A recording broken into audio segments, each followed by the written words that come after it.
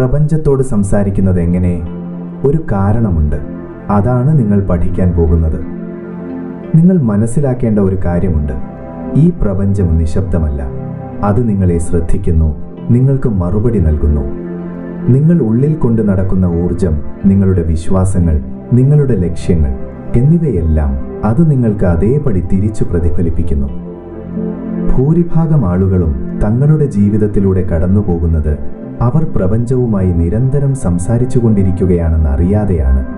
നിങ്ങളുടെ ചിന്തകളിലൂടെ, വികാരങ്ങളിലൂടെ, എന്തിന് നിങ്ങളുടെ മൗനത്തിലൂടെ പോലും ഈ സംഭാഷണം നടക്കുന്നുണ്ട്. എന്നാൽ നിങ്ങൾക്ക് ബോധപൂർവം പ്രപഞ്ചത്തോട് സംസാരിക്കാൻ കഴിഞ്ഞാലോ, വ്യക്തവും ശക്തവുമായ സിഗ്നലുകൾ എങ്ങനെ അയക്കാമെന്നും അത് സ്വീകരിക്കപ്പെടുന്നുണ്ടെന്ന് എങ്ങനെ വിശ്വസിക്കാമെന്നും നിങ്ങൾ പഠിച്ചാലോ, അതാണ് ലക്ഷ്യം. പ്രപഞ്ചത്തിന്റെ സ്പന്ദന സ്വഭാവം. നമ്മൾ ജീവിക്കുന്ന ഈ പ്രപഞ്ചം നിശ്ചലമല്ല. അതൊരു ക്രമമില്ലാത്ത ഒന്നല്ല. തീർച്ചയായും അതൊരിക്കലും അന്ധവുമല്ല. മറിച്ച് താളവും ബുദ്ധിയും സങ്കീർണമായ സ്പന്ദനഘടനയുമുള്ള സജീവമായ ഒന്നാണിത്. പ്രപഞ്ചത്തോട് എങ്ങനെ സംസാരിക്കാമെന്നും മറുപടി എങ്ങനെ സ്വീകരിക്കാമെന്നും ശരിക്കും മനസ്സിലാക്കാൻ നമ്മൾ ആദ്യം ഒരു അടിസ്ഥാന സത്യം തിരിച്ചറിയണം. എല്ലാം ഊർജമാണ്. എല്ലാ ഊർജവും സ്പന്ദിക്കുന്നു. ഏറ്റവും ചെറിയ കണികകൾ മുതൽ വിശാലമായ താരാപഥങ്ങൾ വരെ നിലവിലുള്ളതെല്ലാം ചലനത്തിലാണ്. ഈ ചലനത്തെയാണ് നമ്മൾ സ്പന്ദനം, വൈബ്രേഷൻ എന്ന് പറയുന്നത്. ശാസ്ത്രം, പ്രത്യേകിച്ച് ക്വാണ്ടം ഫിസിക്സിലൂടെ പദാർത്ഥങ്ങൾ കാണുന്നത് പോലെ അത്ര ഖരരൂപത്തിലുള്ളവയല്ലെന്ന് പണ്ടേ കണ്ടെത്തിയിട്ടുണ്ട്. സബ് അറ്റോമിക് തലത്തിൽ കണികകൾ ഉണ്ടാകുകയും ഇല്ലാതാകുകയും ചെയ്യുന്നു. അവയുടെ സ്വഭാവം നിരീക്ഷണത്തിലൂടെ സ്വാധീനിക്കപ്പെടുന്നതായും കാണാം. ഈ പ്രകടമായ കുഴപ്പങ്ങൾക്ക് പിന്നിൽ മനോഹരമായ ഒരു സത്യമുണ്ട്. എല്ലാം വ്യത്യസ്ത ആവൃത്തികളിൽ ഫ്രീക്വൻസി സ്പന്ദിക്കുന്ന ഊർജമാണ്. നമ്മൾ സ്പന്ദനത്തെക്കുറിച്ച് സംസാരിക്കുമ്പോൾ ഊർജം ചലിക്കുന്ന നിരക്കിനെക്കുറിച്ചാണ് പറയുന്നത്. താഴ്ന്ന ആവൃത്തിയിലുള്ള സ്പന്ദനങ്ങൾ ഭാരം, ഭയം, സംശയം അല്ലെങ്കിൽ സ്തംഭനാവസ്ഥ എന്നിവയായി പ്രകടമാകുമ്പോൾ, ഉയർന്ന ആവൃത്തിയിലുള്ള സ്പന്ദനങ്ങൾ സന്തോഷം, സ്നേഹം, വ്യക്തത, സമൃദ്ധി എന്നിവ വഴിയിലൂടെ പ്രകടമാകുന്നു. ഈ സ്പന്ദനങ്ങളുടെ ശ്രേണി വസ്തുക്കൾക്കോ പദാർത്ഥങ്ങൾക്കോ മാത്രമല്ല, നമ്മുടെ ചിന്തകൾക്കും വികാരങ്ങൾക്കും ലക്ഷ്യങ്ങൾക്കും ബാധകമാണ്. നിങ്ങളുടെ ചിന്തകൾ വെറുതെ വന്നും പോകുന്നതുമായ നിഷ്ക്രിയമായ ആശയങ്ങളല്ല. അവ ഓരോന്നും ഊർജ സിഗ്നലുകളാണ്. ഓരോ ചിന്തയും ഒരു പ്രത്യേക ആവൃത്തി പുറപ്പെടുവിക്കുന്നു. ഒരു ബ്രോഡ്കാസ്റ്റ് പോലെ നിങ്ങളുടെ മനസ്സിനെ ഒരു ട്രാൻസ്മിറ്ററായി സങ്കല്പിച്ചാൽ, നിങ്ങളുടെ ചിന്തകൾ പ്രപഞ്ചത്തിലേക്ക് അയക്കുന്ന സന്ദേശങ്ങളായിരിക്കും ഒരു പ്രപഞ്ച കണ്ണാടി പോലെ നിങ്ങൾ സ്ഥിരമായി പ്രക്ഷേപണം ചെയ്യുന്നത്. പ്രപഞ്ചം നിങ്ങൾക്ക് തിരികെ പ്രതിഫലിപ്പിക്കുന്നു. പക്ഷെ അത് അവിടെ അവസാനിക്കുന്നില്ല. ആ ചിന്തകളുടെ ആവൃത്തി രൂപപ്പെടുത്തുന്നതിൽ നിങ്ങളുടെ വികാരങ്ങൾക്ക് നിർണായക പങ്കുണ്ട്. വികാരങ്ങളെ ആംപ്ലിഫയറുകളായി ചിന്തിക്കുക. ശക്തമായ വികാരങ്ങൾ നിറഞ്ഞ ഒരു ചിന്ത 10 മടങ്ങ് ശക്തമാകും. അതുകൊണ്ടാണ് ആഴത്തിൽ അനുഭവപ്പെടുന്ന ഒരു ആഗ്രഹം ഒരു സാധാരണ ആഗ്രഹത്തേക്കാൾ വേഗത്തിൽ യാഥാർത്ഥ്യമാകുന്നത്. നിങ്ങളുടെ ചിന്തകൾക്ക് പിന്നിലെ വൈകാരിക ചാർജ് എത്രത്തോളം ശക്തമാണോ, അത്രത്തോളം വ്യക്തവും ആകർഷകവുമായിരിക്കും നിങ്ങൾ അയക്കുന്ന സിഗ്നൽ. ഒരു ഉദാഹരണത്തിലൂടെ ഇത് വ്യക്തമാക്കാം. എൻ്റെ ജീവിതത്തിലേക്ക് കൂടുതൽ സമൃദ്ധി ആകർഷിക്കാൻ ഞാൻ ആഗ്രഹിക്കുന്നു എന്ന് നിങ്ങൾ ചിന്തിക്കുന്നു എന്ന് കരുതുക. എന്നാൽ ആ ചിന്തയിൽ നിരാശയോ ഭയമോ സംശയമോ കലർന്നിട്ടുണ്ടെങ്കിൽ, ഉദാഹരണത്തിന് ഞാൻ സമ്പത്തിന് യോഗ്യനല്ല, അല്ലെങ്കിൽ എനിക്ക് സമയം വൈകിപ്പോയി എന്ന് നിങ്ങൾ രഹസ്യമായി വിശ്വസിക്കുന്നുണ്ടെങ്കിൽ, നിങ്ങൾ പുറത്തുവിടുന്ന മൊത്തത്തിലുള്ള സ്പന്ദനം സമൃദ്ധിയുടേതല്ല, മറിച്ച് ഇല്ലായ്മയുടേതാണ്. പ്രപഞ്ചം നിങ്ങളുടെ വാക്കുകളോടല്ല പ്രതികരിക്കുന്നത്, അത് നിങ്ങളുടെ സ്പന്ദനത്തോടാണ് പ്രതികരിക്കുന്നത്. അതുകൊണ്ടാണ് വൈകാരികമായി യോജിക്കാത്ത സ്ഥിരീകരണങ്ങൾ, അഫർമേഷൻസ് പലപ്പോഴും പരാജയപ്പെടുന്നത്. പ്രപഞ്ചത്തിന്റെ യഥാർത്ഥ ഭാഷ സ്പന്ദനമാണ്, വാക്കുകളല്ല. ഇനി സമൃദ്ധി ഒരു സ്വാഭാവിക അവസ്ഥയാണെന്ന് ശാന്തവും ആത്മവിശ്വാസവുമുള്ള ഒരു വിശ്വാസം പുലർത്തുന്ന ഒരാളെ പരിഗണിക്കുക. അയാളുടെ ചിന്തകൾ വെറും വാക്കുകളല്ല, അവ ആഴത്തിലുള്ള ആന്തരിക ഐക്യത്തിന്റെ പ്രകടനങ്ങളാണ്. ആ ഐക്യം സമൃദ്ധിയുടെ സ്പന്ദനത്തെ പ്രതിഫലിപ്പിക്കുന്ന ഒരു ഉയർന്ന ആവൃത്തിയിലുള്ള സ്പന്ദനം പുറപ്പെടുവിക്കുന്നു. ഭാഗ്യം കൊണ്ടല്ല, മറിച്ച് സ്പന്ദനപരമായ പൊരുത്തം, വൈബ്രേഷണൽ കോൺഗ്രുവൻസ് കൊണ്ട് അവസരങ്ങളും യാദൃച്ഛികതകളും വിഭവങ്ങളും ജീവിതത്തിലേക്ക് ഒഴുകിയെത്താൻ തുടങ്ങുന്ന വ്യക്തിയാണിത്. ഇത് നമ്മെ ഒരു പ്രധാന തിരിച്ചറിവിലേക്ക് നയിക്കുന്നു. യാഥാർത്ഥ്യമാക്കൽ, മാനിഫെസ്റ്റേഷൻ എന്നത് നിർബന്ധിക്കുന്നതിലോ യാചിക്കുന്നതിലോ ബോധ്യപ്പെടുത്തുന്നതിലോ അല്ല. അത് നിങ്ങൾക്ക് ആവശ്യമുള്ളതുമായി സ്പന്ദനപരമായി യോജിക്കുന്നതിലാണ്. നിങ്ങൾക്ക് സ്നേഹം വേണമെങ്കിൽ നിങ്ങൾ സ്നേഹത്തിൻ്റെ ആവൃത്തി ഉൾക്കൊള്ളണം. നിങ്ങൾക്ക് സമാധാനം വേണമെങ്കിൽ നിങ്ങൾ സമാധാനപൂർണനാകണം. നിങ്ങൾക്ക് വിജയം വേണമെങ്കിൽ നിങ്ങൾ ആത്മവിശ്വാസത്തിൻ്റെയും വ്യക്തതയുടെയും സ്പന്ദനം പുറപ്പെടുവിക്കണം. അപ്പോൾ നമ്മുടെ സ്പന്ദനം എങ്ങനെ മാറ്റാം? ആദ്യപടി അവബോധമാണ്. നിങ്ങൾ അറിയാത്തതൊന്നും നിങ്ങൾക്ക് മാറ്റാൻ കഴിയില്ല. നിങ്ങളുടെ ആന്തരിക അവസ്ഥ നിരീക്ഷിക്കാൻ തുടങ്ങുക. നിങ്ങൾ എന്താണ് ചിന്തിക്കുന്നത് എന്ന് മാത്രമല്ല, നിങ്ങൾക്ക് എന്ത് തോന്നുന്നു എന്നും. നിങ്ങളുടെ വികാരങ്ങളാണ് നിങ്ങളുടെ സ്പന്ദന നിലയുടെ ഏറ്റവും സത്യസന്ധമായ സൂചകങ്ങൾ. നിങ്ങൾ പ്രതീക്ഷയുള്ളവനാണോ അതോ ഉത്കണ്ഠാകുലനാണോ? നന്ദിയുള്ളവനാണോ അതോ നീരസമുള്ളവനാണോ? ശക്തനാണോ അതോ പരാജയപ്പെട്ടവനാണോ? നിങ്ങളുമായി പതിവായി ചെക്ക് ഇൻ ചെയ്യുന്നതിലൂടെ നിങ്ങൾ പ്രക്ഷേപണം ചെയ്യുന്ന സിഗ്നലുകളുടെ നിയന്ത്രണം നിങ്ങൾ ഏറ്റെടുക്കാൻ തുടങ്ങുന്നു. രണ്ടാമത്തെ പടി ബോധപൂർവമായ പുനഃക്രമീകരണമാണ്. ഇതിനർത്ഥം നിങ്ങളുടെ സ്പന്ദനം ഉയർത്തുന്ന ചിന്തകൾ, പെരുമാറ്റങ്ങൾ, ശീലങ്ങൾ എന്നിവ തിരഞ്ഞെടുക്കുക എന്നതാണ്.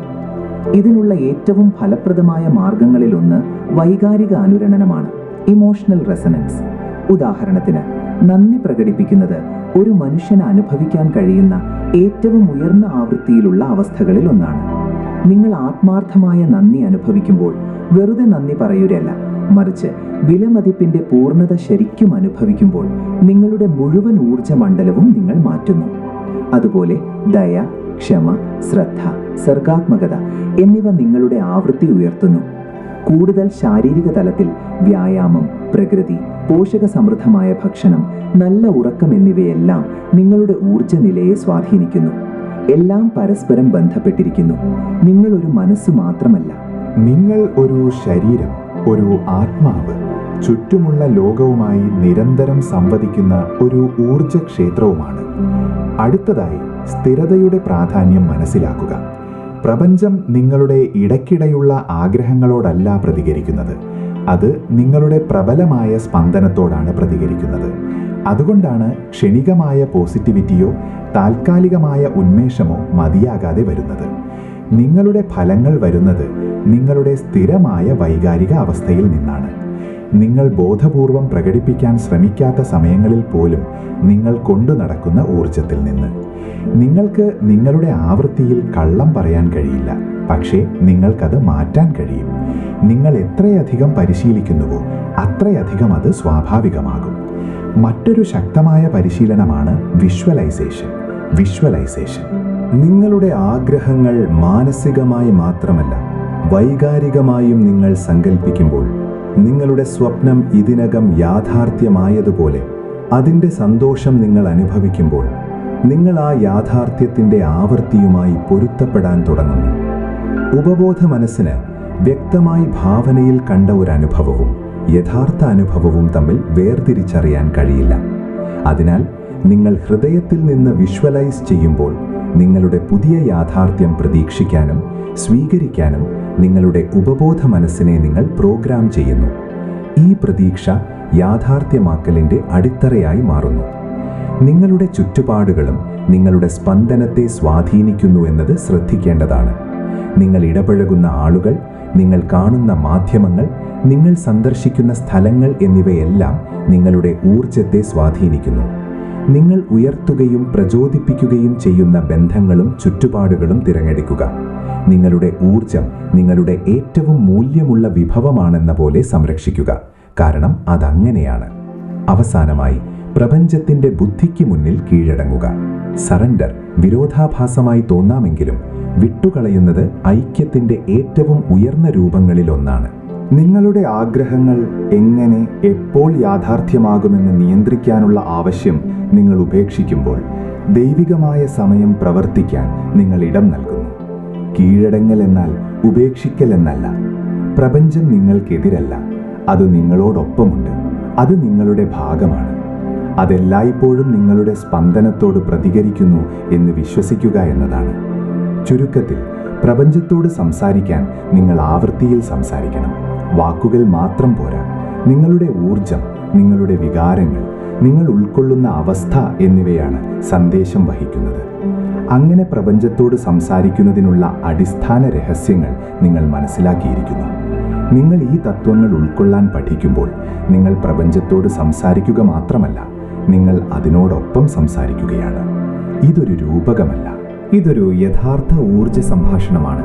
നിങ്ങളുടെ വാക്കുകളോടല്ല, നിങ്ങളുടെ ആവൃത്തിയോടാണ് അത് പ്രതികരിക്കുന്നത്. അടുത്ത അധ്യായത്തിൽ ശക്തവും വ്യക്തവുമായ ലക്ഷ്യങ്ങൾ എങ്ങനെ സജ്ജീകരിക്കാമെന്ന് നമ്മൾ പഠിക്കും. കാരണം എങ്ങനെ ചോദിക്കണമെന്നറിയുന്നത് ഈ പ്രപഞ്ച സംഭാഷണത്തിൽ വൈദഗ്ധ്യം നേടുന്നതിനുള്ള അടുത്ത സുപ്രധാന ഘട്ടമാണ്. വ്യക്തമായ ലക്ഷ്യങ്ങൾ നിർണ്ണയിക്കാം. മുൻ അധ്യായത്തിൽ പ്രപഞ്ചം സ്പന്ദന സ്വഭാവമുള്ളതാണെന്നും അത് നമ്മുടെ വാക്കുകളോടല്ല, നമ്മുടെ ആവൃത്തിയോടാണ് പ്രതികരിക്കുന്നതെന്നും നമ്മൾ കണ്ടെത്തി. ഈ ഉൾക്കാഴ്ചയാണ് യാഥാർത്ഥ്യമാക്കലിന്റെ അടിത്തറ. എന്നാൽ നിങ്ങളുടെ യാഥാർത്ഥ്യത്തെ കൃത്യതയോടെ രൂപപ്പെടുത്താൻ തുടങ്ങുന്നതിന് നിങ്ങളിപ്പോൾ ഒരു ബോധപൂർവമായ സ്രഷ്ടാവിന്റെ പങ്കേറ്റെടുക്കണം. അത് ആരംഭിക്കുന്നത് വ്യക്തമായ ലക്ഷ്യങ്ങൾ, ഇന്റൻഷൻസ് നിർണ്ണയിക്കുന്നതിലൂടെയാണ്. നിങ്ങളുടെ ലക്ഷ്യത്തെ ഒരു ബ്ലൂ പ്രിന്റായി കരുതുക. നിങ്ങളുടെ സ്പന്ദനം വൈകാരികവും ഊർജപരവുമായ ഇന്ധനമായി പ്രവർത്തിക്കുമ്പോൾ നിങ്ങളുടെ ലക്ഷ്യം അതിന് ഘടന നൽകുന്നു. വ്യക്തമായ ലക്ഷ്യമില്ലാതെ നിങ്ങളുടെ ഊർജം ചിതറിപ്പോകും. ഒരു ഫോക്കസ് ചെയ്ത ലേസർ ബീമിന് പകരം ഒരു ഫ്ലാഷ് ലൈറ്റ് പോലെ ഒന്നിലധികം ദിശകളിലേക്ക് വ്യാപിക്കും. പ്രപഞ്ചം എല്ലായ്പ്പോഴും പ്രതികരിക്കും. പക്ഷേ നിങ്ങളുടെ സിഗ്നൽ അവ്യക്തമാണെങ്കിൽ പ്രതികരണവും അവ്യക്തമായിരിക്കും. എനിക്ക് സന്തോഷമായിരിക്കണം, എനിക്ക് കൂടുതൽ പണം വേണം, അല്ലെങ്കിൽ എനിക്ക് സ്നേഹം വേണം എന്നിങ്ങനെ അവ്യക്തമായ കാര്യങ്ങൾ ആഗ്രഹിക്കുന്ന തെറ്റ് പലരും ചെയ്യാറുണ്ട്. ഈ ആഗ്രഹങ്ങൾ സാധുവാണെങ്കിലും പ്രപഞ്ചത്തിന് വ്യക്തമായി രൂപം നൽകാൻ കഴിയാത്ത വിധം അവ നിർവചിക്കപ്പെട്ടിട്ടില്ല. നിങ്ങൾക്ക് സന്തോഷം എങ്ങനെയാണ് കാണപ്പെടുന്നത്? ഏത് രൂപത്തിലുള്ള എത്ര പണമാണ് നിങ്ങൾക്ക് വേണ്ടത്?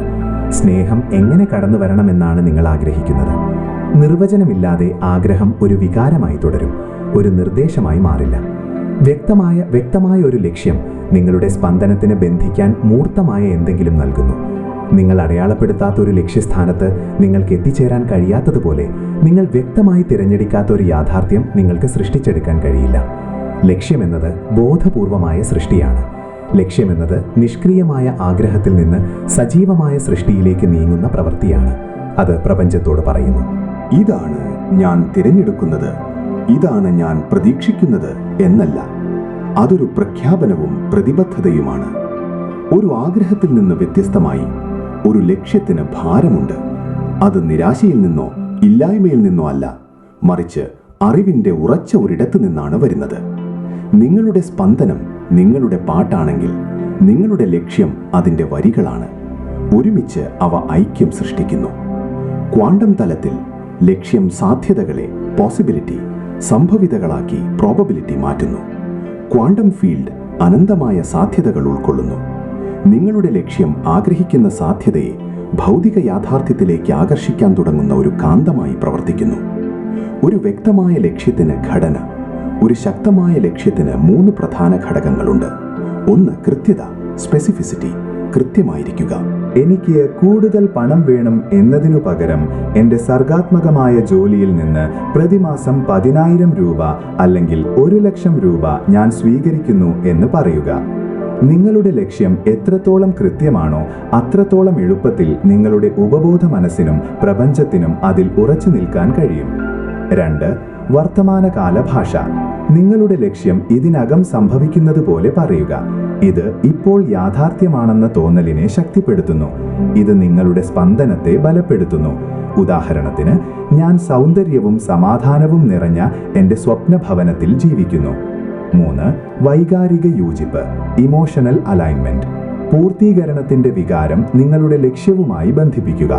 സ്വയം ചോദിക്കുക, ഈ ലക്ഷ്യം ഇതിനകം യാഥാർത്ഥ്യമായിരുന്നെങ്കിൽ എനിക്ക് എന്ത് തോന്നുമായിരുന്നു? എന്നിട്ട് ആ വികാരം കഴിയുന്നത്ര തവണ ഉൾക്കൊള്ളുക. പ്രപഞ്ചത്തിന് വികാരങ്ങളുടെ ഭാഷ നന്നായി അറിയാം. ലക്ഷ്യങ്ങളെ അടിസ്ഥാന മൂല്യങ്ങളുമായി യോജിപ്പിക്കുക. യോജിപ്പില്ലാത്ത ലക്ഷ്യം മണലിൽ വീട് പണിയുന്നത് പോലെയാണ്. അത് താൽക്കാലികമായി നിലനിൽക്കാം, പക്ഷേ അതിനുറച്ച അടിത്തറയില്ല. സ്വയം ചോദിക്കുക, എനിക്കിതെന്തിനാണ് വേണ്ടത്? ഈ ലക്ഷ്യം എൻ്റെ സത്യത്തിൽ നിന്നാണോ അതോ ബാഹ്യ സമ്മർദ്ദത്തിൽ നിന്നോ ഭയത്തിൽ നിന്നോ ആണോ ജനിച്ചത്? നിങ്ങളുടെ ലക്ഷ്യങ്ങൾ നിങ്ങളുടെ അടിസ്ഥാന മൂല്യങ്ങളിൽ വേരുന്നുമ്പോൾ അവ കാന്തികമായി തീരുന്നു. അവയ്ക്ക് ആത്മാർത്ഥതയും ആന്തരിക ശക്തിയുമുണ്ട്. യാഥാർത്ഥ്യമാക്കൽ സുഗമമാകും, കാരണം ആന്തരിക പ്രതിരോധം ഉണ്ടാകില്ല. കണ്ടന്റ്. ഉദാഹരണത്തിന്, ഒരാൾക്ക് എനിക്കൊരു കോടീശ്വരനാകണം എന്ന് പറയാം. എന്നാൽ ആ ലക്ഷ്യം മറ്റുള്ളവരുടെ മുന്നിൽ സ്വന്തം മൂല്യം തെളിയിക്കാനുള്ള ആഗ്രഹത്തിൽ നിന്നാണെങ്കിൽ അത് അരക്ഷിതാവസ്ഥയുടെ ഊർജം വഹിക്കുന്നു. മറുവശത്ത്, എനിക്ക് സാമ്പത്തിക സ്വാതന്ത്ര്യം വേണം, അതുവഴി എനിക്ക് സർഗാത്മകമായി ജീവിക്കാനും എനിക്ക് പ്രാധാന്യമുള്ള കാര്യങ്ങളെ പിന്തുണയ്ക്കാനും കഴിയും എന്നാണെങ്കിൽ അത് ഉയർന്നതും ശുദ്ധവുമായ ആവൃത്തിയിൽ പ്രതിധ്വനിക്കുന്നു. പ്രപഞ്ചത്തിന് കൂടുതൽ യോജിപ്പോടെ പ്രവർത്തിക്കാൻ കഴിയുന്ന ഒന്ന്. നിങ്ങളുടെ ലക്ഷ്യം നിങ്ങളുടെ മനസ്സിനെ ആവേശം കൊള്ളിക്കുക മാത്രമല്ല, നിങ്ങളുടെ ഹൃദയത്തെയും വികസിപ്പിക്കുകയും വേണം. ശ്രദ്ധയുടെയും ആവർത്തനത്തിന്റെയും പങ്ക്. നിങ്ങളുടെ ലക്ഷ്യം നിർണയിച്ചു കഴിഞ്ഞാൽ നിങ്ങൾ അതിന് നിങ്ങളുടെ ശ്രദ്ധ നൽകണം. യാഥാർത്ഥ്യമാക്കലിലെ ഏറ്റവും വില കുറച്ചു കാണുന്ന ഒരു ഉപകരണമാണ് ശ്രദ്ധ. നിങ്ങളുടെ ചിന്തകളും വികാരങ്ങളും നിങ്ങളുടെ സ്പന്ദനത്തെ സ്വാധീനിക്കുന്നത് പോലെ നിങ്ങളുടെ ഊർജം ഒരു ദിശയിൽ കേന്ദ്രീകരിക്കാനുള്ള നിങ്ങളുടെ കഴിവ് യാഥാർത്ഥ്യമാക്കൽ പ്രക്രിയയെ ശക്തിപ്പെടുത്തുന്നു. എന്നാൽ ഇവിടെ ഒരു സൂക്ഷ്മതയുണ്ട്. ശ്രദ്ധ എന്നാൽ അതിയായ ആസക്തിയല്ല, അത് സമർപ്പണമാണ്. നിങ്ങൾ ലക്ഷ്യത്തെ പിന്തുടരുകയല്ല, നിങ്ങൾ അതിനെ പരിപോഷിപ്പിക്കുകയാണ്. സ്ക്രിപ്റ്റിംഗ്, ജേർണലിംഗ് അല്ലെങ്കിൽ സ്ഥിരീകരണങ്ങൾ ആവർത്തിക്കുന്നത് പോലുള്ള ദൈനംദിന ആചാരങ്ങൾ നിങ്ങളുടെ ലക്ഷ്യത്തെ നിങ്ങളുടെ ബോധത്തിൽ സജീവമാക്കി നിർത്താൻ സഹായിക്കും. വിഷ്വലൈസേഷനും ഒരു പ്രധാന പങ്ക് വഹിക്കുന്നു. നിങ്ങളുടെ ആഗ്രഹിക്കുന്ന യാഥാർത്ഥ്യം ഇതിനകം സംഭവിക്കുന്നത് പോലെ നിങ്ങൾ മാനസികമായി പരിശീലിക്കുമ്പോൾ നിങ്ങളുടെ തലച്ചോറിനെയും ശരീരത്തെയും അതിനോട് യോജിക്കാൻ നിങ്ങൾ തയ്യാറാക്കുന്നു. അത് പരിചിതവും വിശ്വസനീയവും ഒടുവിൽ അനിവാര്യവുമായി തീരുന്നു. ലക്ഷ്യവും പ്രതീക്ഷയും. Intention versus expectation. യാഥാർത്ഥ്യമാക്കലിലെ ഏറ്റവും സാധാരണമായ തടസ്സങ്ങളിലൊന്ന് ലക്ഷ്യത്തെ കർശനമായ പ്രതീക്ഷയായി തെറ്റിദ്ധരിക്കുന്നതാണ്. നിങ്ങളുടെ ലക്ഷ്യം ഒരു പ്രത്യേക രീതിയിലോ ഒരു പ്രത്യേക സമയത്തോ യാഥാർത്ഥ്യമാകണമെന്ന് നിങ്ങൾ നിർബന്ധിക്കുമ്പോൾ നിങ്ങൾ പ്രപഞ്ചത്തിന്റെ വിതരണം ചെയ്യാനുള്ള കഴിവിനെ പരിമിതപ്പെടുത്തുന്നു. പ്രതീക്ഷ പലപ്പോഴും പിരിമുറക്കം സൃഷ്ടിക്കുന്നു. ഇത് നിങ്ങളുടെ സ്പന്ദനം കുറയിക്കുന്നു. യഥാർത്ഥ ലക്ഷ്യം നേരെ മറിച്ച് ശക്തവും എന്നാൽ വിശ്രമിക്കുന്നതുമാണ്. അത് കാഴ്ചപ്പാടിൽ ഉറച്ചതും എന്നാൽ രൂപത്തിൽ വഴക്കമുള്ളതുമാണ്. എന്നെ സംതൃപ്തനാക്കുന്ന ഒരു കരിയർ ആകർഷിക്കാൻ ഞാൻ ലക്ഷ്യമിടുന്നു എന്ന് നിങ്ങൾക്ക് പറയാം. അതൊരു പ്രത്യേക ജോലിയിലൂടെയോ കമ്പനിയിലൂടെയോ വരണമെന്ന് നിർബന്ധമില്ല. ഈ തുറന്ന മനസ്സ് പ്രതീക്ഷിച്ചതിലും മികച്ച ഫലങ്ങൾ നൽകി നിങ്ങളെ അത്ഭുതപ്പെടുത്താൻ പ്രപഞ്ചത്തെ അനുവദിക്കുന്നു. ദിശ നിർണയിക്കുക, പക്ഷേ പാതയെ വിട്ടുകളയുക. ലക്ഷ്യങ്ങൾ പുനഃപരിശോധിക്കുകയും പരിഷ്കരിക്കുകയും ചെയ്യുക. ലക്ഷ്യങ്ങൾ ജീവനുള്ള ഊർജമാണ്. നിങ്ങൾ വളരുമ്പോൾ അവയും വികസിച്ചേക്കാം. നിങ്ങളുടെ ലക്ഷ്യം പരിഷ്കരിക്കുന്നത് ബലഹീനതയല്ല, അത് വിവേകമാണ്. ഓരോ ഏതാനും ആഴ്ചകളിലും നിങ്ങളുടെ ആഗ്രഹങ്ങളുമായി ഇരിക്കാൻ സമയം കണ്ടെത്തുക. സ്വയം ചോദിക്കുക, ഇതിപ്പോഴും എന്നോട് പ്രതിധ്വനിക്കുന്നുണ്ടോ? ഈ ആഗ്രഹത്തിനു പിന്നിൽ ആഴത്തിലുള്ള ഒരു സത്യമുണ്ടോ? ഞാനിത് ഭയം കൊണ്ടോ യോജിപ്പ് കൊണ്ടോ ആണോ പിടിച്ചു നിൽക്കുന്നത്?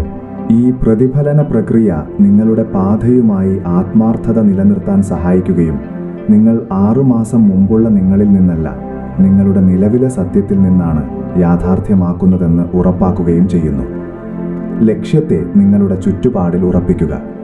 ചുറ്റുപാടുകൾ ഊർജത്തെ സ്വാധീനിക്കുന്നു. നിങ്ങളുടെ ലക്ഷ്യത്തിൻ്റെ ആവർത്തി നിലനിർത്തണമെങ്കിൽ ഓർമ്മപ്പെടുത്തലുകൾ കൊണ്ട് സ്വയം ചുറ്റുക.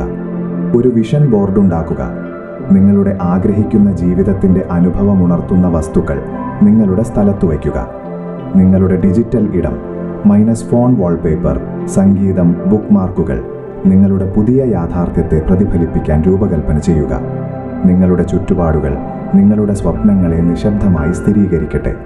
നിങ്ങളുടെ ചുറ്റുമുള്ളതെല്ലാം നിങ്ങളുടെ സ്വപ്നങ്ങളെ മന്ത്രിക്കുമ്പോൾ നിങ്ങളുടെ ഉപബോധ മനസ്സ് ശ്രദ്ധിക്കുന്നു. ലക്ഷ്യത്തിൽ നിന്ന് ക്ഷണത്തിലേക്ക്. ആത്യന്തികമായി വ്യക്തമായ ഒരു ലക്ഷ്യം സജ്ജീകരിക്കുന്നത് നിങ്ങളുടെ ആന്തരിക ആഗ്രഹത്തെ പ്രപഞ്ചത്തിലേക്കുള്ളൊരു ക്ഷണമാക്കി മാറ്റുന്നതിനാണ്. നിങ്ങൾ കൽപ്പിക്കുകയല്ല, യാചിക്കുകയല്ല, നിങ്ങൾ പ്രഖ്യാപിക്കുകയാണ്. ഇതാണ് ഞാൻ തിരഞ്ഞെടുക്കുന്നത്, ഇതാണ് ഞാൻ ആയിത്തീരുന്നത്, ഞാൻ തയ്യാറാണ്. നിങ്ങളുടെ സ്പന്ദനമാണ് പ്രക്ഷേപണമെന്ന് നിങ്ങൾ ഇതിനകം പഠിച്ചു കഴിഞ്ഞു. ഇപ്പോൾ നിങ്ങൾ ലക്ഷ്യത്തിലൂടെ ആ ഊർജത്തിന് ഘടന നൽകുകയാണ്. ഇത് സഹസൃഷ്ടിയുടെ തുടക്കമാണ്. ഈ നിമിഷം മുതൽ പ്രപഞ്ചം നിങ്ങൾ നിൽക്കുന്നിടത്ത് നിങ്ങളെ കണ്ടുമുട്ടാൻ സ്വയം പുനഃക്രമീകരിക്കാൻ തുടങ്ങുന്നു. എന്നാൽ ഓർക്കുക, ലക്ഷ്യം അവസാനമല്ല, അത് തുടക്കമാണ്. ആകാശത്തേക്ക് തൊടുത്തുവിട്ട ഒരു സിഗ്നൽ. വരും അധ്യായങ്ങളിൽ വിശ്വാസം എങ്ങനെ ഈ സിഗ്നലിനെ ശക്തിപ്പെടുത്തുന്നുവെന്നും വ്യക്തത അതിനെ എങ്ങനെ മൂർച്ച കൂട്ടുന്നുവെന്നും വിശ്വാസം അതിനെ എങ്ങനെ നിലനിർത്തുന്നുവെന്നും പ്രവൃത്തി അതിനെ എങ്ങനെ യാഥാർത്ഥ്യമാക്കുന്നുവെന്നും നിങ്ങൾ കണ്ടെത്തൂ. നിങ്ങളുടെ ലക്ഷ്യം വ്യക്തമായി സജ്ജമാക്കുക, അതിനോട് സ്ഥിരമായി യോജിക്കുക, തുടർന്ന് നിങ്ങൾ സങ്കല്പിച്ചതിലും കൂടുതൽ സ്വീകരിക്കാൻ തയ്യാറാകുക. കാരണം ലക്ഷ്യം സ്പന്ദനവുമായി ചേരുമ്പോൾ പ്രപഞ്ചം ശ്രദ്ധിക്കുന്നു. അധ്യായം 3. വിശ്വാസത്തിന്റെ ശക്തി. പ്രപഞ്ചം നിങ്ങൾ പുറപ്പെടുവിക്കുന്ന സ്പന്ദനത്തോട് എങ്ങനെ പ്രതികരിക്കുന്നു എന്നും നമ്മൾ പഠിച്ചു. വ്യക്തവും യോജിപ്പുള്ളതുമായ ലക്ഷ്യങ്ങൾ സജ്ജീകരിക്കുന്നത് ആ സ്പന്ദനത്തിന് ഒരു റോഡ് മാപ്പ് എങ്ങനെ സൃഷ്ടിക്കുന്നു എന്നും നമ്മൾ ശ്രദ്ധ കേന്ദ്രീകരിച്ചു. ഇപ്പോൾ നമ്മൾ യാഥാർത്ഥ്യമാക്കൽ യാത്രയിലെ ഒരു നിർണായക ഘട്ടത്തിലെത്തിയിരിക്കുന്നു. നിങ്ങളുടെ സ്പന്ദനത്തെയും ലക്ഷ്യത്തെയും ഒരുപോലെ ഇന്ധനം നൽകുന്ന ആന്തരിക എഞ്ചിൻ നിങ്ങളുടെ വിശ്വാസങ്ങൾ. നിങ്ങളുടെ സ്പന്ദനം നിങ്ങൾ പ്രക്ഷേപണം ചെയ്യുന്ന ആവൃത്തിയും നിങ്ങളുടെ ലക്ഷ്യം നിങ്ങൾ അയക്കുന്ന സന്ദേശവുമാണെങ്കിൽ വിശ്വാസമാണ് ട്രാൻസ്മിറ്റർ. അത് പ്രപഞ്ചത്തിലേക്കുള്ള നിങ്ങളുടെ സിഗ്നലിന്റെ ശക്തി, സ്ഥിരത, വ്യാപ്തി എന്നിവ നിർണ്ണയിക്കുന്നു. വിശ്വാസമില്ലാതെ ലക്ഷ്യങ്ങൾ പരാജയപ്പെടുകയും സ്പന്ദനങ്ങൾ അസ്ഥിരമാവുകയും ചെയ്യുന്നു. വിശ്വാസമാണ് നിങ്ങളുടെ ആഗ്രഹങ്ങളെ ചിന്തയിൽ നിന്ന് രൂപത്തിലേക്ക് ആകർഷിക്കുന്ന കാന്തിക ശക്തി. വിശ്വാസം കാഴ്ചപ്പാടിനെ രൂപപ്പെടുത്തുന്നു. കാഴ്ചപ്പാട് യാഥാർത്ഥ്യത്തെ രൂപപ്പെടുത്തുന്നു. നിങ്ങൾ ചിന്തിക്കുന്ന ഓരോ ചിന്തയും, നിങ്ങൾക്ക് അനുഭവപ്പെടുന്ന ഓരോ വികാരവും, നിങ്ങൾ ചെയ്യുന്ന ഓരോ പ്രവൃത്തിയും, അതിൻ്റെ എല്ലാം കാതൽ നിങ്ങളുടെ വിശ്വാസങ്ങളിലൂടെ അരിച്ചെടുക്കപ്പെട്ടതാണ്. അവ നിങ്ങളുടെ ആന്തരിക ലോകത്തിൻ്റെ നിശബ്ദ ശില്പികളാണ്. നിങ്ങൾ ലോകത്തെ യഥാർത്ഥത്തിലുള്ളതുപോലെ അല്ല കാണുന്നത്, നിങ്ങൾ വിശ്വസിക്കുന്നത് പോലെയാണ് നിങ്ങൾ അത് കാണുന്നത്. ഇതിനർത്ഥം നിങ്ങളുടെ വിശ്വാസങ്ങൾ നിങ്ങൾ ആകർഷിക്കുന്നതിനെ സ്വാധീനിക്കുക മാത്രമല്ല, നിങ്ങൾക്ക് ആകർഷിക്കാൻ സാധ്യമായത് എന്താണെന്ന് നിർവചിക്കുകയും ചെയ്യുന്നു. ഉദാഹരണത്തിന്, പണം സമ്പാദിക്കാൻ പ്രയാസമാണെന്ന് നിങ്ങൾ ആഴത്തിൽ വിശ്വസിക്കുന്നുവെങ്കിൽ നിങ്ങൾ എത്ര തവണ സമൃദ്ധിയെക്കുറിച്ച് സ്ഥിരീകരിച്ചാലും സമ്പത്ത് ദൃശ്യവൽക്കരിച്ചാലും നിങ്ങളുടെ ഉപബോധ മനസ്സിലെ പ്രോഗ്രാമിംഗ് നിങ്ങൾക്കെതിരായി പ്രവർത്തിക്കും. നിങ്ങൾ അവസരങ്ങളെ അകറ്റുകയോ അബോധപൂർവം നിങ്ങളുടെ വിജയത്തെ നശിപ്പിക്കുകയോ ചെയ്യും. കാരണം നിങ്ങളുടെ സ്പന്ദനത്തിൽ പ്രതിരോധം കലർന്നിരിക്കും. മറുവശത്ത്, അവസരങ്ങൾ എല്ലായിടത്തുമുണ്ടെന്നോ ഞാൻ സമൃദ്ധിയുടെ ഒരു കാന്തമാണെന്നോ നിങ്ങൾ ശരിക്കും വിശ്വസിക്കുന്നുവെങ്കിൽ പ്രയാസകരമായ സമയങ്ങളിൽ പോലും നിങ്ങളുടെ ഊർജം തുറന്നതും സ്വീകാര്യവുമായിരിക്കും. പ്രപഞ്ചം ആ തുറന്ന മനസ്സിനെ നിങ്ങളുടെ യാഥാർത്ഥ്യത്തിൽ പ്രതിഫലിപ്പിക്കും. വിശ്വാസത്തിനും യാഥാർത്ഥ്യമാക്കലിനും പിന്നിലെ ശാസ്ത്രം. ശാസ്ത്രീയ കാഴ്ചപ്പാടിൽ വിശ്വാസത്തിന്റെ ശക്തി ഒരു രഹസ്യമല്ല. നിങ്ങളുടെ തലച്ചോറിലെ റെറ്റിക്കുലാർ ആക്ടിവേറ്റിംഗ് സിസ്റ്റം RAS ഒരു ഫിൽട്ടർ പോലെ പ്രവർത്തിക്കുന്നു. നിങ്ങൾക്ക് പ്രധാനപ്പെട്ടതോ പ്രസക്തമായതോ എന്ന് നിങ്ങൾ വിശ്വസിക്കുന്നതിനെ അടിസ്ഥാനമാക്കി ഏത് വിവരങ്ങളിൽ ശ്രദ്ധ കേന്ദ്രീകരിക്കണമെന്ന് അത് തീരുമാനിക്കുന്നു. എനിക്കെപ്പോഴും നല്ല കാര്യങ്ങൾ സംഭവിക്കുന്നു എന്ന് നിങ്ങൾ വിശ്വസിക്കുന്നുവെങ്കിൽ നിങ്ങളുടെ RAS ആ വിശ്വാസത്തിന്റെ തെളിവുകൾക്കായി നിങ്ങളുടെ ചുറ്റുപാടുകൾ സ്കാൻ ചെയ്യാൻ തുടങ്ങും. നിങ്ങൾ കൂടുതൽ യാദൃച്ഛികതകളും കൂടുതൽ അവസരങ്ങളും നന്ദിയുള്ളവരായിരിക്കാൻ കൂടുതൽ കാരണങ്ങളും ശ്രദ്ധിക്കും. നേരെ മറിച്ച് ജീവിതം അന്യായമാണ് എന്ന് നിങ്ങൾ വിശ്വസിക്കുന്നുവെങ്കിൽ നിങ്ങളുടെ RAS ഓരോ തിരിച്ചടിയും കാലതാമസവും ചൂണ്ടിക്കാട്ടിക്കും. ഇത് മനഃശാസ്ത്രത്തെക്കാൾ കൂടുതലാണ്. ഇത് ഊർജപരമായ യോജിപ്പാണ്.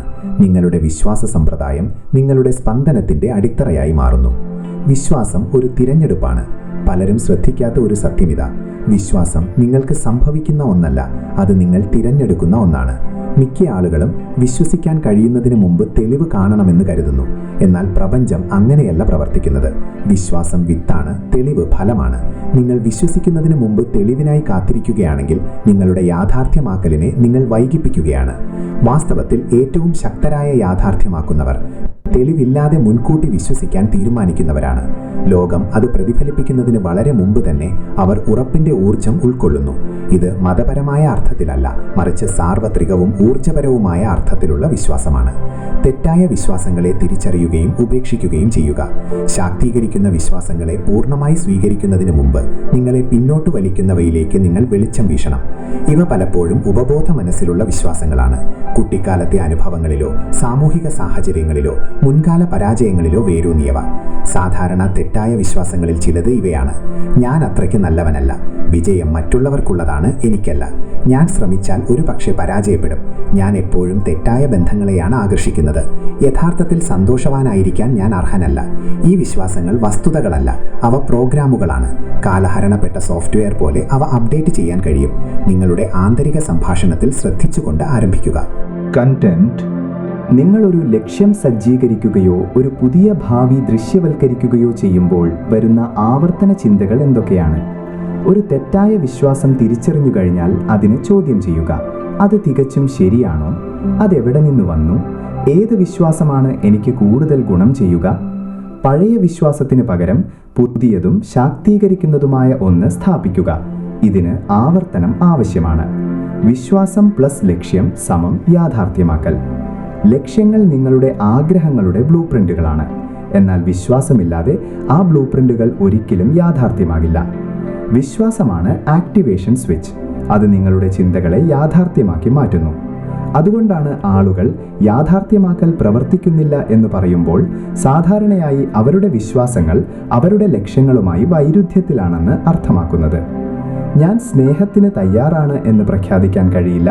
ഞാൻ എപ്പോഴും ഉപേക്ഷിക്കപ്പെടും എന്ന് നിങ്ങൾ രഹസ്യമായി വിശ്വസിക്കുന്നുണ്ടെങ്കിൽ. ഞാൻ സമ്പന്നനാണ് എന്ന് സ്ഥിരീകരിക്കാൻ കഴിയില്ല. ഞാനൊരു സാമ്പത്തിക ദുരന്തമാണ് എന്ന് നിങ്ങൾ വിശ്വസിക്കുന്നുണ്ടെങ്കിൽ. നിങ്ങളുടെ പുറം ലോകം നിങ്ങളുടെ പ്രതീക്ഷകളെയോ ആഗ്രഹങ്ങളെയോ അല്ല, നിങ്ങളുടെ ആന്തരിക ഉറപ്പിനെയാണ് പ്രതിഫലിപ്പിക്കുന്നത്. വിശ്വാസത്തെ ശക്തിപ്പെടുത്തുന്നതിൽ വികാരത്തിൻ്റെ പങ്ക്. വിശ്വാസത്തെയും സ്പന്ദനത്തെയും ഒരുമിച്ച് ബന്ധിപ്പിക്കുന്ന പശയാണ് വികാരം. അത് നിങ്ങളുടെ വിശ്വാസത്തിന് ആക്കം കൂട്ടുകയും കാന്തിക ശക്തി നൽകുകയും ചെയ്യുന്നു. ഞാൻ വിജയത്തിന് അർഹനാണ് എന്ന പുതിയ വിശ്വാസം നിങ്ങൾ സ്ഥിരീകരിക്കാൻ തുടങ്ങുന്നു എന്ന് കരുതുക. ആദ്യം അതൊരു നുണയായി തോന്നാം. എന്നാൽ നിങ്ങൾ അതിനെ നന്ദി, സന്തോഷം, അഭിമാനം, സ്നേഹം എന്നിവയിലൂടെ വികാരവുമായി ബന്ധിപ്പിക്കുമ്പോൾ നിങ്ങൾ നിങ്ങളുടെ അവസ്ഥ മാറ്റാൻ തുടങ്ങുന്നു. നിങ്ങൾ വെറും വാക്കുകൾ ആവർത്തിക്കുകയല്ല, നിങ്ങൾ പുതിയ ആവർത്തി ഉൾക്കൊള്ളുകയാണ്.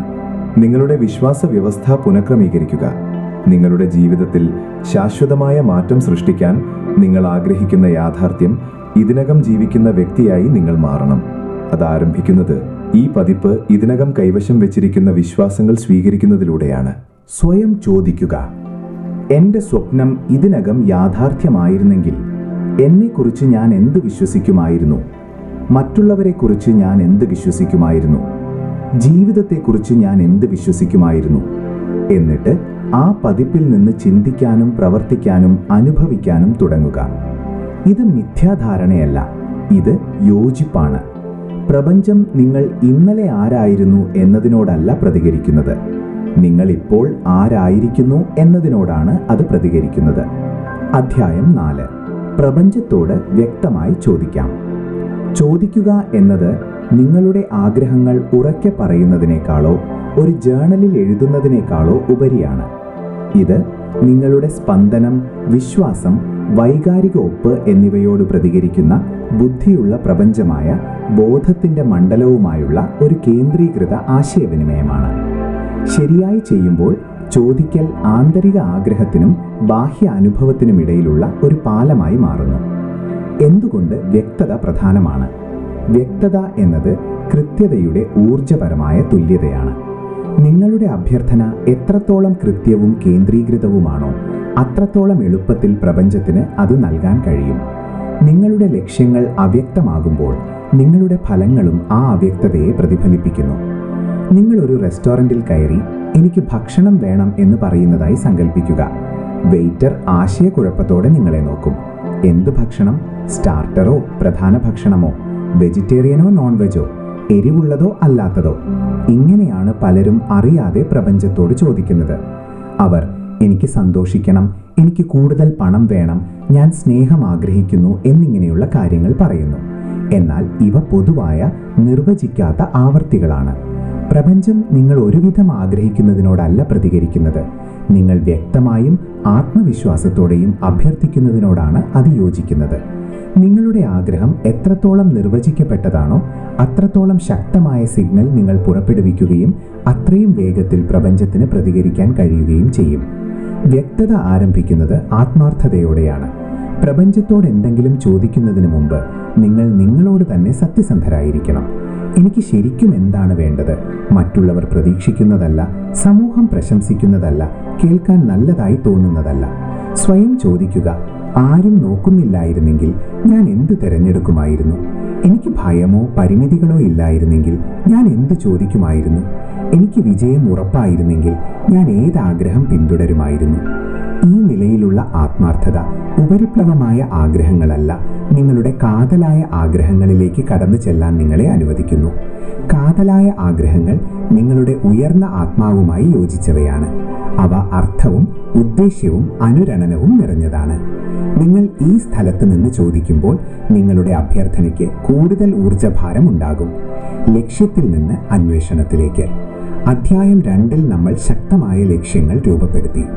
ഈ ലക്ഷ്യങ്ങൾ ഇപ്പോൾ വ്യക്തമായും ആത്മവിശ്വാസത്തോടെയും പ്രപഞ്ചത്തോട് സംസാരിക്കുന്ന ചോദ്യങ്ങളും അഭ്യർത്ഥനകളുമായി മാറുന്നു.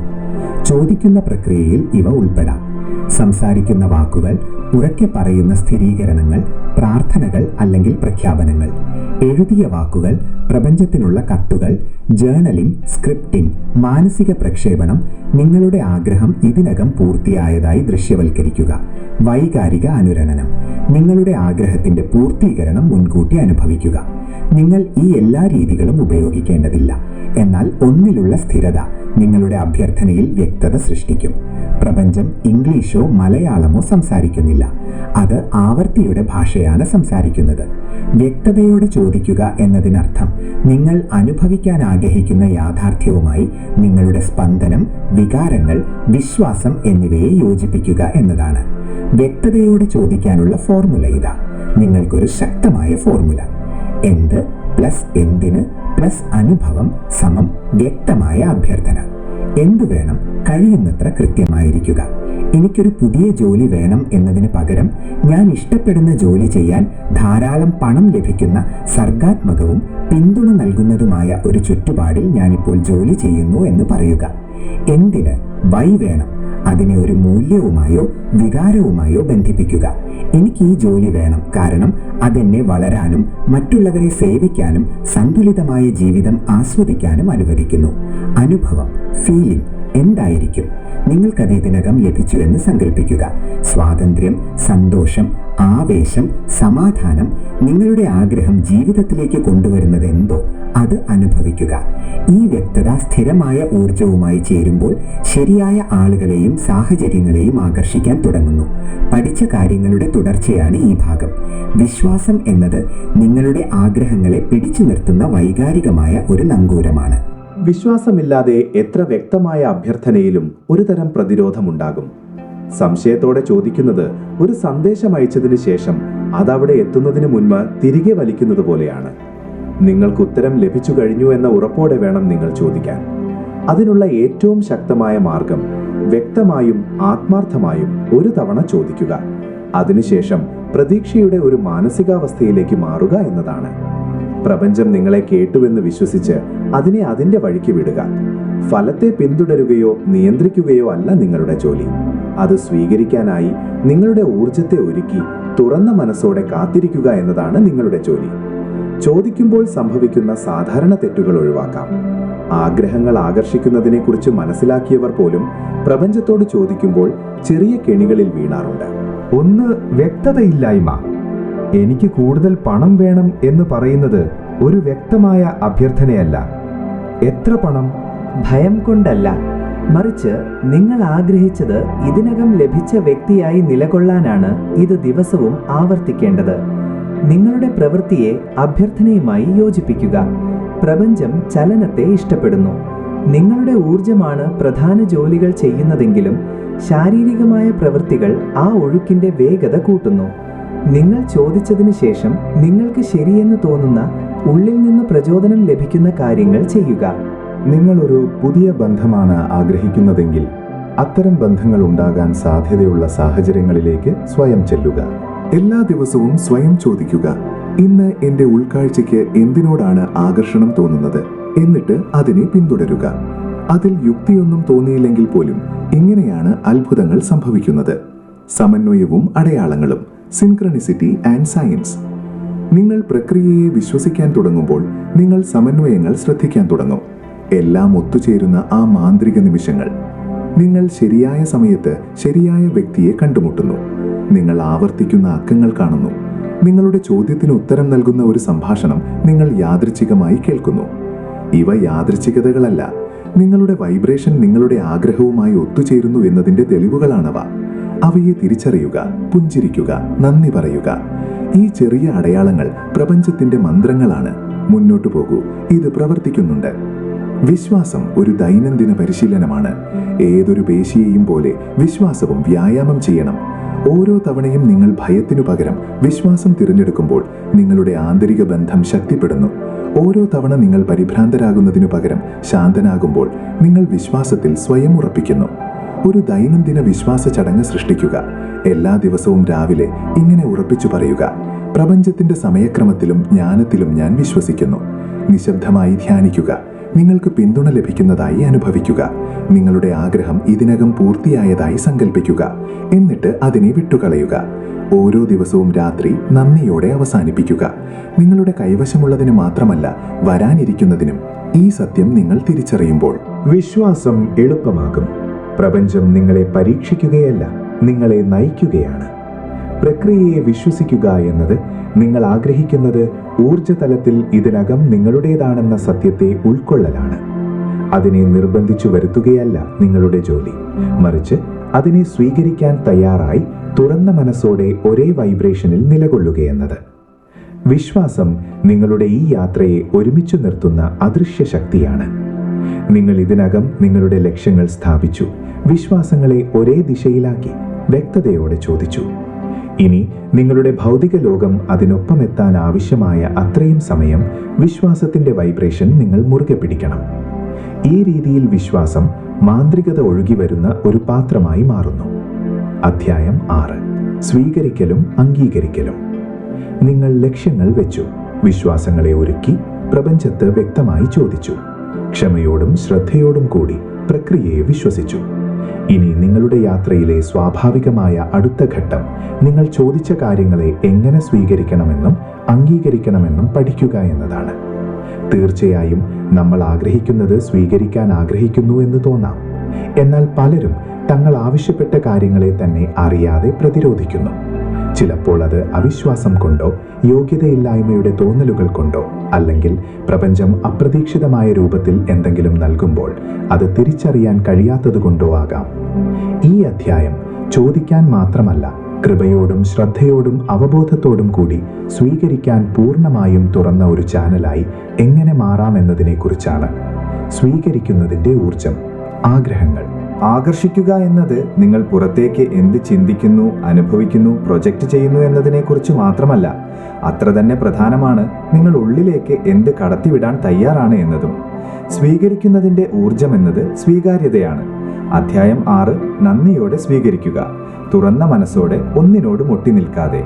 ഇത് കഠിനാധ്വാനം ചെയ്യുന്നതിൻ്റെ ഊർജ്ജസ്വലമായ വിപരീതമാണ്. പലരും എപ്പോഴും എന്തെങ്കിലും ചെയ്തുകൊണ്ടും പ്രയത്നിച്ചുകൊണ്ടും മുന്നോട്ട് തള്ളിക്കൊണ്ടും ജീവിക്കുന്നു. എന്നാൽ നിങ്ങൾക്ക് എന്തെങ്കിലും സ്വീകരിക്കണമെങ്കിൽ ആയിരിക്കുന്നതിൻ്റെ കല നിങ്ങൾ പഠിക്കണം. ഈ നിമിഷത്തിൽ ആയിരിക്കുക. പ്രപഞ്ചവുമായി താതാത്മ്യം പ്രാപിക്കുക. പ്രപഞ്ചം നിങ്ങൾക്ക് നൽകാൻ ആഗ്രഹിക്കുന്നതിനായി ലഭ്യമായിരിക്കുക.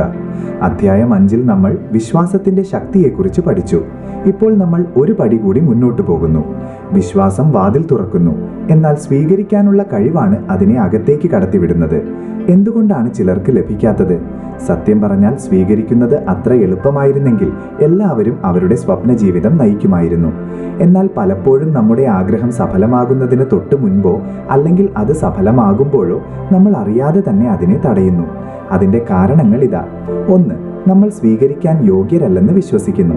ഉള്ളിൻ്റെ ഉള്ളിൽ നിങ്ങൾ വിജയത്തിനോ സ്നേഹത്തിനോ സമൃദ്ധിക്കോ അർഹനല്ലെന്ന് വിശ്വസിക്കുന്നുവെങ്കിൽ നിങ്ങൾ അതിനെ ഊർജ്ജസ്വലമായി നിരസിക്കും. ഇവിടെയാണ് അധ്യായം 3-ലെ നിങ്ങളുടെ വിശ്വാസങ്ങൾ വീണ്ടും കടന്നു വരുന്നത്. നിങ്ങൾ എന്ത് വിശ്വസിക്കുന്നുവോ അത് മാത്രമേ നിങ്ങൾ ജീവിതത്തിലേക്ക് അനുവദിക്കൂ. 2. അതൊരു പ്രത്യേക രീതിയിൽ വരണമെന്ന് നമ്മൾ പ്രതീക്ഷിക്കുന്നു. ചിലപ്പോൾ നിങ്ങളുടെ ആഗ്രഹ സാഫല്യം നിങ്ങൾ സങ്കല്പിച്ചതിലും വ്യത്യസ്തമായ രീതിയിലായിരിക്കും വരുന്നത്. ഒരുപക്ഷെ ആ ജോലി വാഗ്ദാനം മറ്റൊരു നഗരത്തിലായിരിക്കാം. ആ പ്രണയബന്ധം തുടങ്ങുന്നത് വലിയ ആഘോഷങ്ങളോടെയല്ല, മറിച്ച് ശാന്തമായ ഒരു സൗഹൃദത്തിലൂടെ ആയിരിക്കാം. നിങ്ങൾ അതിൻ്റെ രൂപത്തിൽ അമിതമായ ശ്രദ്ധ കേന്ദ്രീകരിച്ചാൽ നിങ്ങൾക്ക് ലഭിക്കുന്ന സമ്മാനം നഷ്ടമാകും. 3. അത് ശ്രദ്ധിക്കാൻ മാത്രം നമ്മൾ ഈ നിമിഷത്തിൽ ജീവിക്കുന്നില്ല. ആഗ്രഹസാഫല്യം എപ്പോഴും വലിയ ആരവങ്ങളോടെ അല്ല വരുന്നത്. ചിലപ്പോൾ അവ സൂക്ഷ്മമായ അവസരങ്ങളായോ ശാന്തമായ മാറ്റങ്ങളായോ അല്ലെങ്കിൽ ഉള്ളുണർവ് നൽകുന്ന സൂചനകളായോ വരാം. നിങ്ങളുടെ മനസ്സ് എപ്പോഴും മുന്നോട്ടോടിക്കൊണ്ടിരിക്കുകയാണെങ്കിൽ അത് ഇതിനകം പ്രവർത്തിക്കുന്നു എന്നതിൻ്റെ തെളിവുകൾ നിങ്ങൾ കാണാതെ പോകും. ശാന്തമായി ബോധപൂർവം തുറന്ന മനസ്സോടെ ഇരിക്കുക എന്നതാണ് പ്രധാനം. നന്ദി കൂടുതൽ ലഭിക്കാനുള്ള കവാടം. ചോദിക്കുന്നതിനും സ്വീകരിക്കുന്നതിനും ഇടയിലുള്ള പാലമാണ് നന്ദി. നിങ്ങൾക്ക് ലഭിച്ച കാര്യങ്ങൾക്ക് അതെത്ര ചെറുതാണെങ്കിലും നിങ്ങൾ ആത്മാർത്ഥമായി നന്ദി പ്രകടിപ്പിക്കുമ്പോൾ നിങ്ങൾ പ്രപഞ്ചത്തോട് പറയുകയാണ്, അതെ, ഞാൻ നിന്നെ കാണുന്നു, ഞാൻ ഇതിനെ തിരിച്ചറിയുന്നു, കൂടുതൽ ലഭിക്കാൻ ഞാൻ തയ്യാറാണ്. നന്ദി എന്നത് വെറുമൊരു നല്ല അനുഭവം നൽകുന്ന വികാരമല്ല, അതൊരു ഊർജാവസ്ഥയാണ്. അത് നിങ്ങളുടെ ഫ്രീക്വൻസിയെ സമൃദ്ധിയുമായി ചേർത്ത് നിർത്തുന്നു. നിങ്ങൾ നന്ദിയുള്ളവരായിരിക്കുമ്പോൾ നിങ്ങൾ ഇല്ലായ്മയിലല്ല ശ്രദ്ധ കേന്ദ്രീകരിക്കുന്നത്. നിങ്ങൾ ചോദിച്ചതിൻ്റെ സാന്നിധ്യവുമായി നിങ്ങൾ താതാത്മ്യം പ്രാപിക്കുന്നു. നിങ്ങൾ എന്തിൽ കേന്ദ്രീകരിക്കുന്നുവോ അത് വർദ്ധിക്കുന്നു.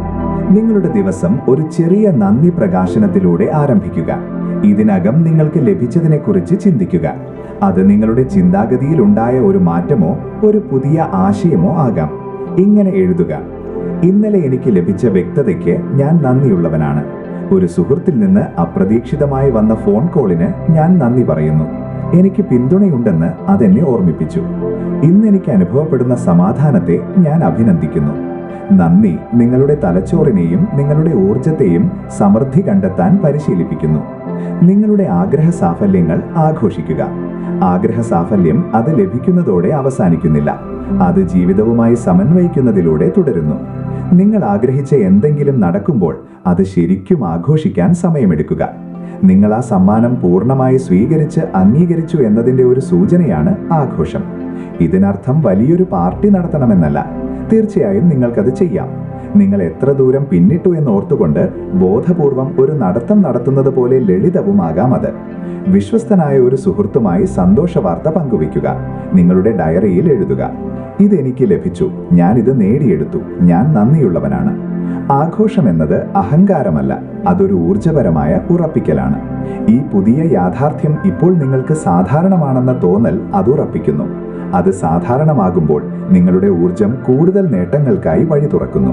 തുറന്ന മനസ്സിന്റെ പരിശീലനം. ചിലപ്പോൾ നിങ്ങൾ ആവശ്യപ്പെട്ടത് അപ്രതീക്ഷിത വഴികളിലൂടെയാകും വരുന്നത്. നിങ്ങൾ വിഭാവനം ചെയ്ത ജോലി ഒരു ഫ്രീലാൻസ് അവസരമായി ആദ്യം വന്നേക്കാം. നിങ്ങൾ തേടുന്ന സ്നേഹം ഒരു സൗഹൃദമായി ആരംഭിച്ചേക്കാം. പണം ഒരു സമ്മാനത്തിലൂടെയോ കടമിളവ് നൽകുന്നതിലൂടെയോ വന്നേക്കാം. പൂർണ്ണമായി സ്വീകരിക്കുന്നതിന് പ്രതിരോധിക്കാതിരിക്കാൻ പരിശീലിക്കുക. നിങ്ങളുടെ ആഗ്രഹം വരുന്ന പാക്കേജിനെ വിലയിരുത്തരുത്. പ്രപഞ്ചത്തിന് നിങ്ങളുടെ ആവശ്യങ്ങൾ നിങ്ങളെക്കാൾ നന്നായി അറിയാമെന്ന് വിശ്വസിക്കുക. നിങ്ങളോട് തന്നെ പറയുക: എൻ്റെ ആഗ്രഹങ്ങൾ ഏറ്റവും മികച്ച രീതിയിൽ സ്വീകരിക്കാൻ ഞാൻ തയ്യാറാണ്. അത് വ്യത്യസ്തമായി കാണപ്പെട്ടാലും അതിൻ്റെ ഏറ്റവും ഉയർന്ന നന്മയ്ക്ക് അനുയോജ്യമാണെന്ന് എനിക്കറിയാം. ഈ ചിന്താഗതി നിങ്ങളെ അയവുള്ളവരാക്കുകയും ദൈവികമായ ബുദ്ധിക്ക് അതിൻ്റെ ജോലി ചെയ്യാൻ ഇടം നൽകുകയും ചെയ്യുന്നു. ഏകീകരണം നിങ്ങളുടെ പുതിയ യാഥാർത്ഥ്യത്തെ ഉറപ്പിക്കുന്നു. നിങ്ങൾ ആഗ്രഹിച്ച എന്തെങ്കിലും ലഭിക്കുമ്പോൾ അത് ആവേശകരവും എന്നാൽ അസ്വസ്ഥത ഉളവാക്കുന്നതുമാകാം. നിങ്ങളുടെ മനസ്സ് ചോദിക്കാൻ തുടങ്ങിയേക്കാം: ഇത് വിശ്വസിക്കാൻ കഴിയാത്തത്ര നല്ലതാണോ? അല്ലെങ്കിൽ എനിക്കിത് ശരിക്കും കൈകാര്യം ചെയ്യാൻ കഴിയുമോ? അതുകൊണ്ടാണ് ഏകീകരണം വളരെ പ്രധാനപ്പെട്ടതാകുന്നത്. ഏകീകരണം എന്നാൽ നിങ്ങളുടെ പുതിയ യാഥാർത്ഥ്യത്തെ നിങ്ങളുടെ വ്യക്തിത്വത്തിൻ്റെ ഭാഗമായി അംഗീകരിക്കുക. നിങ്ങളുടെ ശീലങ്ങളെയും സ്വയം പ്രതിച്ഛായയെയും നിങ്ങളുടെ പുതിയ ജീവിതവുമായി പൊരുത്തപ്പെടുത്തുക. നിങ്ങൾക്കിനി പ്രയോജനമില്ലാത്ത പഴയ കഥകളെ ഉപേക്ഷിക്കുക. ഉദാഹരണത്തിന്, നിങ്ങളൊരു പുതിയ വരുമാന നിലവാരം നേടിയെടുത്താൽ അതിന് അർഹനായ ഒരാളെ പോലെ നിങ്ങളുടെ സാമ്പത്തികം കൈകാര്യം ചെയ്യാൻ ആരംഭിക്കുക. നിങ്ങളൊരു ബന്ധം നേടിയെടുത്താൽ തുറന്ന മനസ്സോടെയും ആശയവിനിമയത്തോടെയും പെരുമാറുക. പ്രപഞ്ചം നിങ്ങൾക്ക് ഈ സമ്മാനം നൽകിയത് നിങ്ങൾ തയ്യാറായതുകൊണ്ടാണ്. ഇനി അപ്രകാരം പ്രവർത്തിക്കുക. നിങ്ങൾ നന്ദിയുടെയും യോഗ്യതയുടെയും സന്തോഷത്തിൻ്റെയും ഊർജത്തിൽ എത്രത്തോളം ജീവിക്കുന്നുവോ അത്രയധികം ആഗ്രഹ സാഫല്യങ്ങൾ നിങ്ങളിലേക്ക് അനായാസമായും സ്വാഭാവികമായും സമൃദ്ധമായും ഒഴുകിയെത്തും. അധ്യായം 7: തിരിച്ചടികളെ കൈകാര്യം ചെയ്യലും യോജിപ്പിൽ തുടരലും. ഒരു ആഗ്രഹ സാഫല്യ യാത്രയും പൂർണ്ണമായും സുഗമമല്ല. ഉദ്ദേശ്യം, വിശ്വാസം, വ്യക്തതയോടെ ചോദിക്കൽ, നന്ദിയോടെ സ്വീകരിക്കൽ എന്നിവയിൽ നിങ്ങൾ വൈദഗ്ധ്യം നേടിയാലും ജീവിതം നിങ്ങളുടെ മുന്നിൽ വെല്ലുവിളികൾ അവതരിപ്പിച്ചേക്കാം. ചിലപ്പോൾ കാര്യങ്ങൾ നിങ്ങൾ പ്രതീക്ഷിക്കുന്ന രീതിയിലോ സമയക്രമത്തിലോ സംഭവിക്കില്ല. ചിലപ്പോൾ സംശയം കടന്നുവരുന്നു. മറ്റു ചിലപ്പോൾ നിങ്ങളൊരു മുന്നേറ്റത്തിന്റെ വക്കിലായിരിക്കുമ്പോൾ പഴയ ശീലങ്ങളും ഭയങ്ങളും വീണ്ടും തലപൊക്കുന്നു. ഈ അധ്യായം അത്തരം നിമിഷങ്ങളെക്കുറിച്ചാണ്. കാരണം സത്യം പറഞ്ഞാൽ തിരിച്ചടികൾ പരാജയങ്ങളല്ല, അവ ക്ഷണങ്ങളാണ്. കൂടുതൽ ആഴത്തിൽ യോജിപ്പിലേക്ക് പോകാനും നിങ്ങളുടെ ആഗ്രഹങ്ങളെക്കുറിച്ച് കൂടുതൽ വ്യക്തത വരുത്താനും പ്രപഞ്ചവുമായുള്ള നിങ്ങളുടെ ബന്ധം ശക്തിപ്പെടുത്താനുമുള്ള അവസരങ്ങൾ. കാര്യങ്ങൾ പദ്ധതി അനുസരിച്ച് നടക്കാത്തപ്പോൾ എങ്ങനെ മുന്നോട്ടു പോകാമെന്നും പ്രതിരോധത്തെ എങ്ങനെ പ്രതിരോധശേഷിയാക്കി മാറ്റാമെന്നും നമുക്ക് പരിശോധിക്കാം. ആഗ്രഹ സാഫല്യബാധയുടെ സ്വഭാവം. അധ്യായം 5 നമ്മൾ ചർച്ച ചെയ്തതുപോലെ പ്രക്രിയയെ വിശ്വസിക്കേണ്ടത് അത്യാവശ്യമാണ്. ആഗ്രഹ സാഫല്യത്തിന്റെ പാത അപൂർവമായി മാത്രമേ നേർരേഖയിലായിരിക്കൂ.